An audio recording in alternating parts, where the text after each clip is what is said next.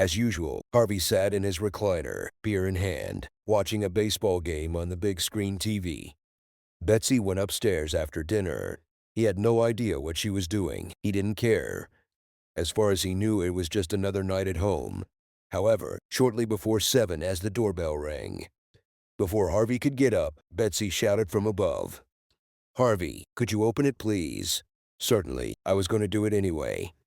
He walked to the door and opened it to see a well-dressed man who was unfamiliar to him. "Yes, can I help you? I hope you're not selling anything." "No, I'm here to pick up Betsy." "For what?" "We have a date." Harvey's eyes bulged. "Are you and my wife Betsy on a date?" "Yes." Harvey stood there for a moment, trying to figure out what to do. "I'll call her." He went to the foot of the stairs and shouted up, "Betsy, your cavalry is here." He expected her to ask, "What date?" or "This isn't really a date." Instead, she said, "Tell him I'll be right there." Harvey just stood there wondering what was going on. When she entered the living room, she was wearing a short evening dress that showed off a lot of cleavage and had a lot of makeup on her face. Harvey asked, "Betsy, tell me what the hell is going on." "I'm going on a date. Married women do not go on dates with anyone other than their husband. I'm going. I'm tired of spending my evenings watching you drink beer and watch curling or some other exciting sport. The most I want from you is a burp or a fart, and you don't even apologize anymore when you do it. When was the last time we did something exciting? If you can't give me any attention or the occasional chance to have fun, I'll find someone who can." She poked her index finger into his chest for emphasis. "Now don't wait for me. If I'm lucky, I might not be back until morning." She left, slamming the door behind her. Betsy sat down in waiting her car and told the driver to move. Once he was away from home, he stopped and they both started laughing. Betsy said, "I wish I had a photograph of his facial expression. It was priceless. If that doesn't make him go from being a sloth to being a normal person, I don't know what will. Don't you think? This might make him angry and make the situation worse." "I doubt it. He'll probably just sit there and wonder what happened. I'll be back before he gets too upset. I don't think he would consider divorce that quickly, but I'm willing to take the risk." I probably shouldn't have added that part about not being home until tomorrow.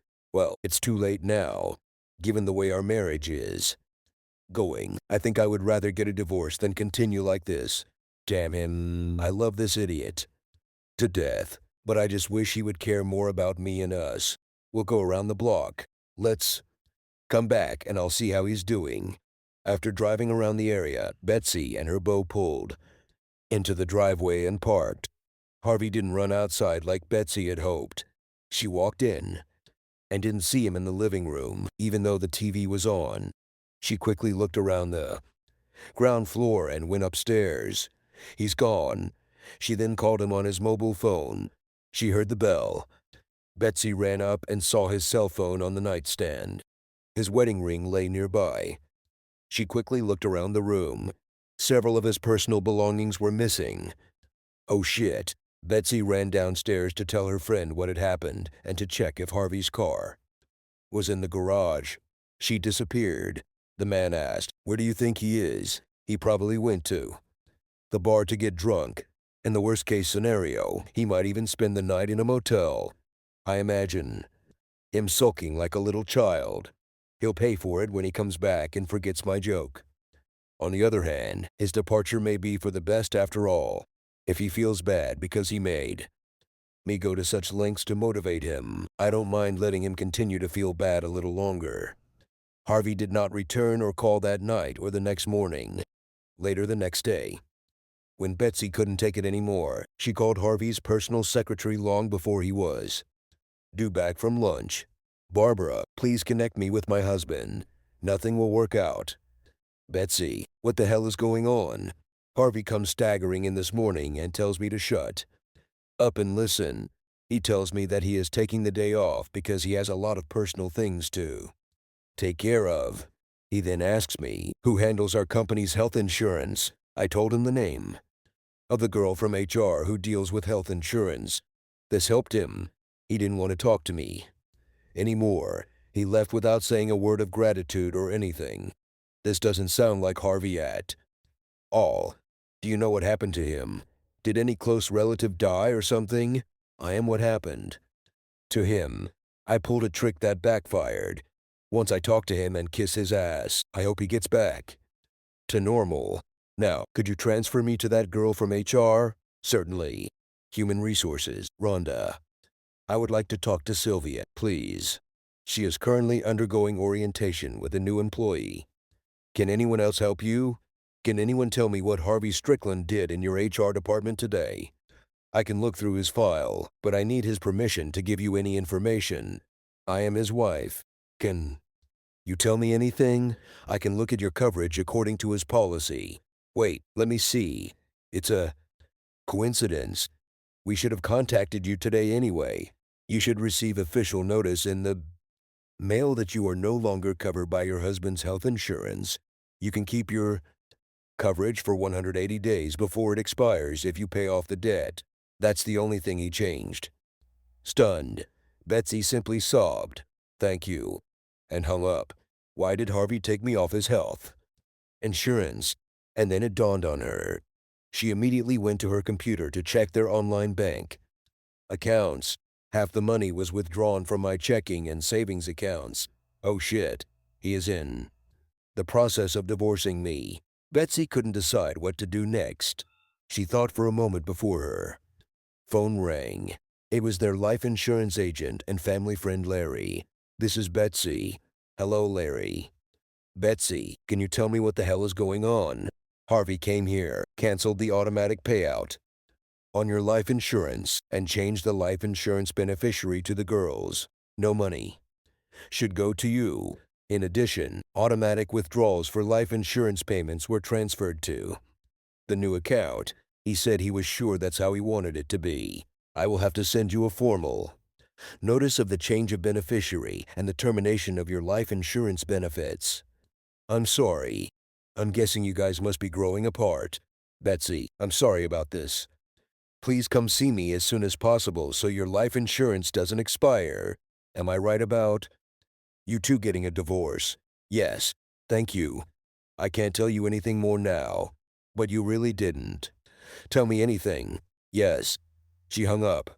2 minutes later, their lawyer, neighbor, and friend, Doug, called. Betsy replied stupidly. Hello. Betsy, this is Doug. Can you tell me what the hell is going on? Harvey came here and changed his will so that the children get everything from him and you get nothing. He also removed you from the list of people who could become his medical assistant. He refused to tell me why and said he didn't care whether I told you or not. He then asked me for a referral to a family lawyer. I'm guessing that you two have had some serious problems and are considering divorce. Look, I can always change things if you guys get back together. I'm really sorry this is happening. Marilyn and I think very highly of you both. I have to run now, but I wish you both the best. Betsy answered weakly. Okay. The next call was from their twin daughters, who were in college together. Mother, what the hell is going on? Dad called us all devoted to you. He said that you date and have sex with other men. He then told us that he was going to stay away for a while so that he could have the freedom to date other people before the divorce. He said he took care of our future college expenses. We tried to ask questions, but he ignored us. He told us to remember that he loved us and hung up. Mom, we are afraid that Dad will hurt himself. Can you tell us what happened to make him so depressed? I'm the idiot who made him depressed. And I'm trying to find him so I can apologize. The problem is that I can't find it. Maybe I can try. Hey, I got another call. Maybe it's him. Call us back. Hello, Harvey. No, this is your mother-in-law. Doris. What the hell is going on? My son called me crying like a baby. He said something about you sleeping with a group of men in some nightclub. He seemed drunk, so I wasn't sure how true his story was. All I know is that he was very depressed. Anyway, he said he was going to solve the problem by giving you your freedom. The worst part is that he thanked me and his father for raising him right. He then apologized for betraying his upbringing by letting us down. He said goodbye. I didn't like his tone. He hung up before we could ask any more questions. He didn't answer the phone when we called him back. Betsy, I'm afraid he might do something stupid. What happened between you two? I tried to get Harvey to get out of his empty nest rut and enjoy life with his wife. I decided to do something crazy to get him out of his depression. I pretended I was going on a date with another man. I wasn't home for 10 minutes, 10 lousy minutes. When I returned, he was no longer there. Today, I found out that he has done some things that look like he is going to divorce me. I'm trying to find him to stop this madness, but I can't reach him to talk to him. So it's your fault that my son is planning to kill himself. Let me say something. If he dies, I will hold you personally responsible. Click. Betsy couldn't think clearly. She called all the local hotels and motels. Harvey was not listed as a client in any of them. Betsy called the police and tried to file a missing persons report telling them she was afraid he was going to commit suicide. This information had no meaning. She would have to wait one more day before reporting it. Betsy took sleeping pills to help her sleep, although the I thought of suicide if Harvey died crossed her mind. Luckily, she knew the code to the safe where Harvey kept his automatic pistol and ammunition. She woke up sleepy and turned on the news on TV. A local news channel broadcast a live interview from the scene of the accident. This is Lamar Jackson from TV3 News. It appears that Bender's Curve claimed another victim or victims last night. We're here with Sergeant Cantor, State Police Sergeant Cantor. Can you tell us exactly what happened? It looks like the car drove off a cliff. You can see that he has passed the strongest part of the reinforced barriers. The driver was either unlucky or he knew what he was doing. What is known at the moment, given the lack of signs of braking, it appears that the driver may have lost consciousness, been under the influence of alcohol or drugs, or may have committed suicide. How did you even know there was an accident? The police were called by a driver driving in the opposite direction. He's here now. The camera switched to the young man. The reporter approached him. Young man, what is your name? I'm Sean Carpenter. Am I on TV? I just want to say hello to my mom. Hello, Mom. He smiled from ear to ear. Sean, tell us what you saw.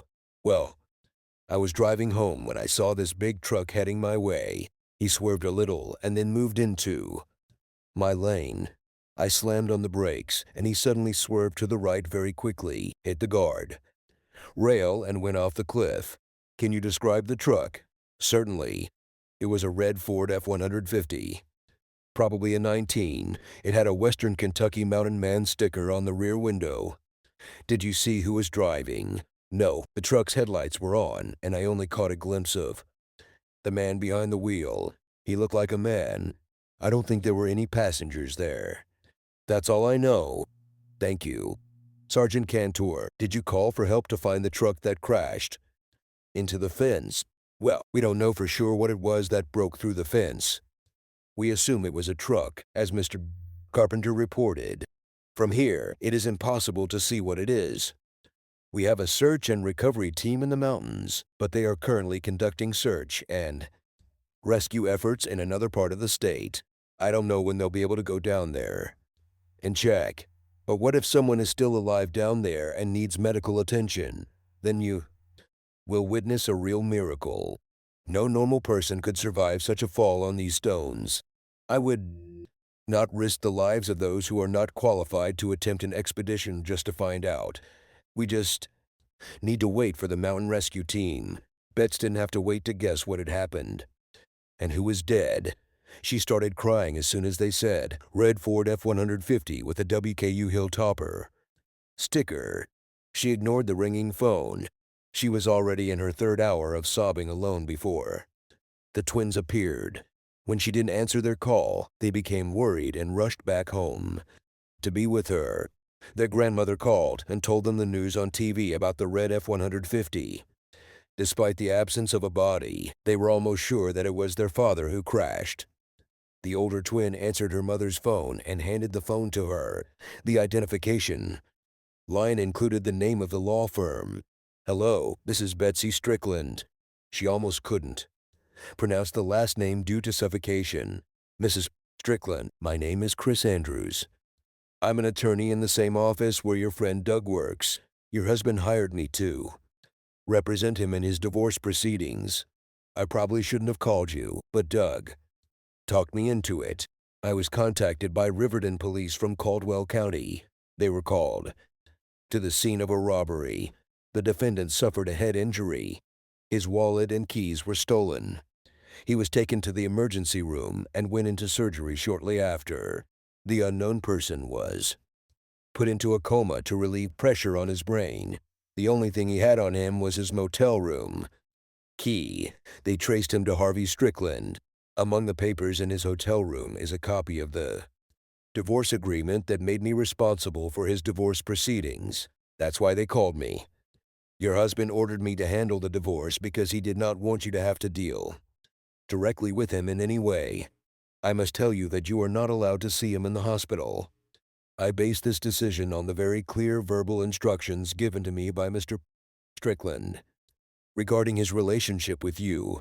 Your children, however, can visit him, but I have a say in whether visitors are allowed. What? He is my husband. Of course I can see him. I'm very sorry, but the mandate he signed gives me, and only me, the right to make decisions regarding the divorce as well as regarding his medical care. I must follow his last verbal instructions. If you want to hire a lawyer to fight this, act now. Wasn't the divorce proceedings canceled because of his condition? No, ma'am.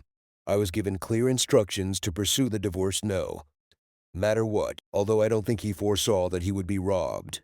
Does this mean that all financial insurance and beneficiary actions he has taken will not be reversed? Yes, ma'am.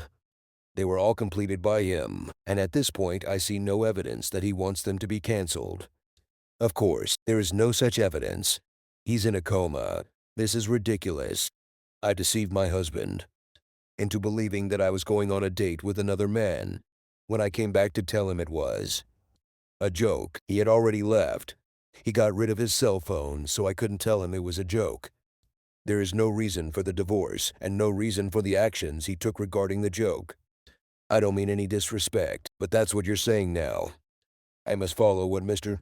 Strickland instructed me to do and confirmed in writing. I do not have any other choice. I hate to tell you this, but tomorrow you will be served at work, as Mr. Strickland requested. Once you get a lawyer, ask him or her to contact me about how to proceed. I don't care. He's my husband, and I'm going to see him if I want. I forgot to tell you. The envelope you receive contains a restraining order ordering you to stay at least 1,000 feet away from him. The petition he proposed is very generous. He stated that he wants you to have a chance with the man you really want now. Betsy told the children what the lawyer said. It was impossible to believe what happened. Betsy said she would go to the hospital no matter what they said. The girls agreed to accompany her. It didn't take long. The hospital did not have a copy of the restraining order, but was not allowing any visitors due to COVID restrictions for all hospital patients. They said that once he was transferred to the intensive care unit, he would be able to have visitors, but only one person for 10 minutes every 2 hours. Betsy and her daughters returned home unsatisfied. By the time Harvey was admitted to the intensive care unit, the restraining order had already been granted. One daughter could visit him, but what good would that do? He was unconscious, and if he understood anything, they were saying they couldn't say it. A few days later, the mountain search and rescue team found the truck. It was assumed that the robber was the dead man behind the wheel. Harvey's wallet was there, but several hundred of the $6,000 were missing. This was probably due to the discovery of several bottles of rare Kentucky bourbon. One was more than half empty. As time went by, Betsy found herself in a difficult financial situation. Harvey forgot to deposit his check into the couple's joint account, which paid the mortgage and other bills. Betsy actually hired a lawyer who asked the court to give her access to half the money remaining in the account. Finally, it's time to bring Harvey out of his drug-induced coma and into consciousness. When he woke up, he said he didn't know who he was. The diagnosis was temporary amnesia. Linda, one of the twins, brought photographs and recalled memories to jog his memory. All efforts were in vain. He also did not remember the lawyer who had his power of attorney. In his condition, he was not considered sufficiently knowledgeable to allow the restraining order to be lifted. When Harvey came out of his coma, he was given a memory test to see if he had amnesia. Harvey quickly realized that this was exactly what they were doing and immediately decided to pretend. He was told that his daughters wanted to see him. Carol, the other twin, was the first to see him. He asked her who she was. "Dad, I'm one of your daughters, Carol. You were attacked and fell into a coma. We were waiting for you to wake up." "We?" "Yes, Linda and I and Mom, your wife." "I have a wife." "Yes. Why isn't she here?" "She is not allowed to come. You two had a misunderstanding, and there is a restraining order against her." "Oh my God, does she really want to harm me?" "No, Dad. She poses no threat to you. You were really angry at her, because of which she pretended she was going on a date with another man. Before she came back to tell you it was a joke, you left and started divorce proceedings. Now that you're awake, you can undo all this. How do I know she didn't go on a date? She says she didn't do it. Didn't you just say that she said she was going on a date?" "Yes, but it was a lie." "So she lied about being on a date, but then turns out to be telling the truth about not going on a date. I may not remember you and her, but I'm not a fool. I have to assume I took action to protect myself." Sorry. "Miss, but your 10 minutes are up. You'll have to leave right now." 2 hours later, his second daughter arrived. "I talked to you before, didn't I?" "No, it was my twin sister, Carol." "I'm Linda." "I'm Linda. Don't you recognize me?" "I'm sorry, but not yet. You and your sister are very attractive young women. Were we on good terms? I understand that your mother and I were separated. We are on good terms. Your mother played a prank on you, and you were attacked and suffered a head injury before she could tell you it was a joke. You started taking steps towards divorce before you even knew about it. You have to stop this, Dad. I do not know what to do. I don't know if you are my daughter or not. I don't know who my wife is. If I even have a wife, I don't think I should do anything before I get my memory back. If it does, do I have a lawyer? You have two of them, one for regular cases and one for divorce attorneys. You gave him permission to divorce. Maybe if I talk to him, it will help me refresh my memory. Can you contact him or her and ask him to come and visit me?" "Certainly. Anything that can bring back your memory." "Dad, can you let Mom visit you? It kills her that she can't see you and apologize. I don't think I would feel safe around her. Maybe later." "Mr. Strickland, I'm Chris Andrews, your family law attorney. Do you remember me? Is everything we talk about confidential?" "Undoubtedly." "Fine. I don't have any amnesia. I'm trying to figure out what to do about my divorce. What I remember is that I told you to give her more so that she could move on without me." "It's right. She was served and given a lawyer. Do you want to terminate the contract and end the divorce?" "No and no. Can you investigate her supposed lack of a date and let me know what you find? I can hire someone on your behalf if you allow me to do so." "Do it." Harvey continued to pretend that he had amnesia and continued to talk to his daughters, ignoring their pleas to see their mother and stop the divorce. He was waiting for a report from his lawyer. The report arrived a few days later. According to private detectives, there is not enough evidence to prove whether she went on a date or not. The man she was with swears nothing happened, but he is married and may be afraid to tell the truth. It's up to you whether to believe her or not. I was afraid of this. Thanks for the info. I think it's time for me to get my memory back. I want you to continue with the divorce process. Carol was the only one who heard him say her name from memory. Soon after, he told her that memories came flooding back, including the night of Betsy's betrayal or deception, depending on what you believe. He agreed to meet with Betsy. After hugs and tears, Betsy began, "Harvey, it was a trick, a sneaky trick on you to get you to change. Doug and I only drove around the block, but by the time we got back, you were gone. How do I know this is true? I can get Doug to come and tell you. He was the one who helped me pull off this trick. So, I have to take the word of the man you cheated on me with to convince me that you didn't cheat on me. Sorry, but this dog doesn't hunt. I tried to call you, but you left your phone at home. I sat waiting for you all night, but you never came back. Was anyone there while you were waiting? Doug stayed there for a couple of hours and then went home. For some reason, I'm sure that he will vouch for you. I waited for your call until the next day when I called you at the office. That's when I learned that you took a scorched earth approach to my fake romance. You looked like you couldn't wait to get rid of me. Why not? You told me right to my face that you were going to deceive me. You said you wanted another man who stood in front of me in my house. I was devastated, but because I loved you, I wanted to give you what you wanted as soon as possible. Besides, I no longer wanted to be married to you because you no longer kept our marriage vows. Why prolong the agony? Let's go ahead and get a divorce. I don't want a divorce. I didn't plan to really cheat on you and never did. I wanted to encourage you to fight for me and bring some life back into our marriage. Clearly, I chose the wrong way to do this. I'm sorry. Please, Harvey, stop the divorce and let's get back to our lives. I love you. Even if what you said is true and I still don't believe it, you played a cruel, vile joke on me. I don't know if I want to stay married to a woman who does these things. I am currently continuing the divorce process and will be moving into my own apartment when I leave the hospital. Harvey, this is such a waste of money. You have a home and a bed. I'll move to another room in the house for a while if that's what it takes to get you back. Visiting time is over and I want to see my daughters. Betsy was sent out of the ward. The twins tried to support their mother's cause. Neither of them could explain how much time their mother spent with Doug that night, so it didn't matter to Harvey. When it was time for him to check out, he actually moved into an apartment near his work.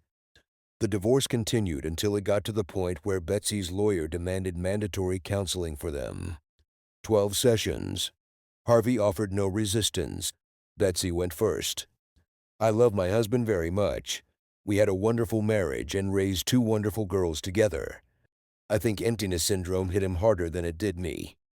I wanted to fill this gap by spending more time with him doing different things rather than just physically being together in the same house. Harvey seemed to have moved away from our marriage. Our sex life remained the same as when we had to plain sex at Tim's when the girls were unlikely to hear. Their absence didn't change anything for Harvey. I decided to shake him up so that he would pay more attention to me.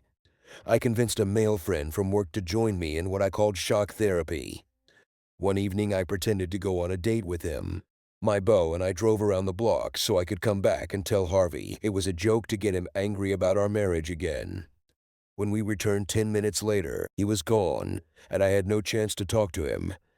I waited until the next day when I called his office and found out that he had taken several steps to divorce me.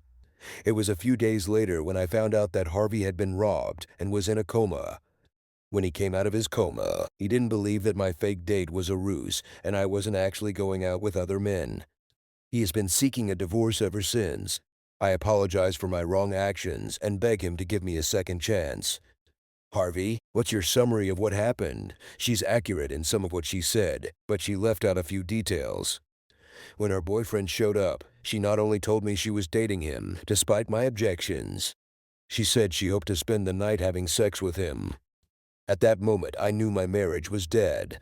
I assumed it was my fault that our marriage failed, so I wanted to leave as soon as possible. I left my home and hers so she could have the man she wanted, and I could start over too. I took steps to quickly separate us. I gave power of attorney to a lawyer because I didn't even want to think about Betsy anymore, let alone talk to her. I would give her a generous divorce and move on with my life. I didn't know that they were going to rob me, and I certainly didn't expect that I would be in a coma. When I came out of the coma, I didn't remember who I was. Sometimes I wish I had stayed in the coma and regained my memories of that night. Betsy says she didn't actually go on the date, but doesn't provide any evidence. In my opinion, it's just as likely that she actually went on a date and slept with this guy, Doug. I think she only changed her mind when she realized what all this would mean for her socially and financially. Now I'm being asked to believe that it was just a joke, and I have to go back to live with a woman who didn't mind breaking my heart. Even if she is telling the truth, she is a wife who has proven that she is ready to hurt me whenever she sees fit. How can I live with this? Every evening when I come home, I have to worry about what awaits me. A loving wife or a cheater going on a date. It would be cleaner if we divorced. She and Doug can have a life together and I can try to move on. It seems we have something to talk about. Everything was at a standstill until Betsy brought Doug to his session. Harvey, I want to apologize for my participation in the prank. Betsy assured me that everything would be fine. I was very doubtful when she got into my car. I swear we only drove around the block before we got back to the house. She was shocked to hear that you had left.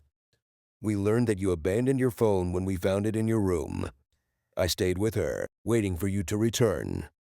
Most of the time she complained about what we did and how much you meant to her. After a while I left. Once again I apologize. Do you believe me now, Harvey? His words certainly sound sincere, but maybe he's just a good actor. Harvey, there seems to be nothing I can do to prove to you that it was just a joke. Regardless of precedent, I will never make fun of you again. Can't you just trust me? Let's watch. You lied to me that night when you told me you were going to spend the night with Doug. Then you claimed that you didn't do anything. You repeat that you are not lying now. Next, you want me to believe that you will not do anything like that again in the future. How do I know where the lie is and where is the truth? It all comes down to trust. Harvey, if we want to get back together, you'll have to trust me. If you can't do this, I will agree to divorce you. The advisor spoke. I have a suggestion. How about a post-nuptial agreement that stipulates that if Betsy does this again, you get all the property in the divorce? Would you be willing to sign this, Betsy? Yes. Harvey? I think I could try. Betsy came over and hugged him. Harvey slowly integrated back into his marriage to Betsy. Quite a long time passed before she and Betsy found themselves in the same bed. Their interaction was very fragile. Over time, they developed a relationship that included more walks, doing household projects together, visiting their daughters, and traveling. Their sex life was more active than before the incident. Betsy began to feel comfortable at home. One day, Harvey called and told Betsy not to cook dinner. It looked like they were planning to go somewhere. He had to hang up quickly, so Betsy didn't know for what reason. She did remember the reorganization going on at his job due to the merger. Betsy assumed that he had received good news about his position after the reorganization. Harvey entered the house and immediately went upstairs. I'm changing for tonight, was his comment on the way. Soon after the doorbell rang, Betsy opened it. Standing in front of her was a woman who looked about 10 years younger than them. She was very attractive and dressed professionally. Yes, can I help you? I'm here because of Harvey. We're going to a place tonight. Betsy remembered the incident that she tried to forget. She thought he was finally trying to get revenge. An idea appeared on what to do. She invited the woman to come in. You have a wonderful house, Mrs. Strickland. Thank you. Excuse me, I'll just be a minute. I need to tell Harvey you're here. She shouted, Harvey, your companion is here. His answer was unclear. She assumed he said he would be down now. She returned to the woman. Betsy was about to ask her a question when she heard Harvey coming down the stairs. She took action. Betsy wrapped her hands around the woman's throat and began to lightly choke her. You bitch who steals husbands. The woman, who Betsy took to be part of a reverse joke, began to struggle. Harvey screamed, Betsy, stop. What the hell is going on? Betsy started laughing. This time I caught you trying to make fun of me. What other joke? This is my new merger manager, Amanda Briggs. Amanda, I'm so sorry. I don't know what came over her. Amanda frowned, looking at him. I like to think that my charges are normal people, both during working hours and during non-working hours. You can say goodbye to your new position if that's what you consider normal. I'll be in the car waiting for you to take me back to the hotel. Amanda, please give me a chance to explain before I do anything hasty. She ran out the door. Betsy cried, sitting on the sofa. Thank you very much, Betsy. Just when I thought our marriage was back on track, you are ruining our marriage and my job. Here it is. I'm leaving to try to keep my job. I won't go back and save my marriage." He headed towards the car. Betsy ran upstairs and fell onto the bed, sobbing. "What the hell is going on? What have I done?" About 15 minutes later, Harvey and Amanda returned to the house. He called Betsy to come downstairs.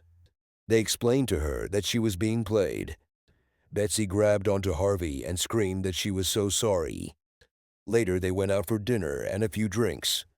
Amanda told how she was afraid she would get hurt, but Harvey's help with the prank was worth it. Betsy finally got to the point where she could share the laughter with the others. When Betsy and Harvey got home, she went to clean up the kitchen before going to bed. Harvey went upstairs. He immediately saw that his automatic pistol, which he kept locked, was lying on Betsy's nightstand. Upon examining the gun, he discovered that there was a bullet in the chamber and the safety was off. His heart sank to his stomach.